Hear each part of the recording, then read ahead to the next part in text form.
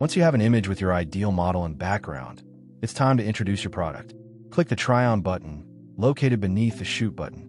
Verify your product's masking is correct. Hover over the product image. You should see a clean outline of just the garment.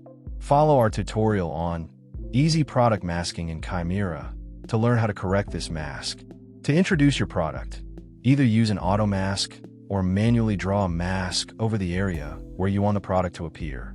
Avoid drawing over hands or toes to prevent distortion. Select a product image with a pose and framing most similar to your generated image. The fewer adjustments the AI needs to make, the more accurate the product rendering will be.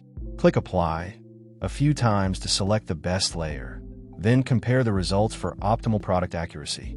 Achieve stunning quality by using our upscale feature to enhance your desired output images. Effortlessly download your high-quality images in JPEG or PNG formats.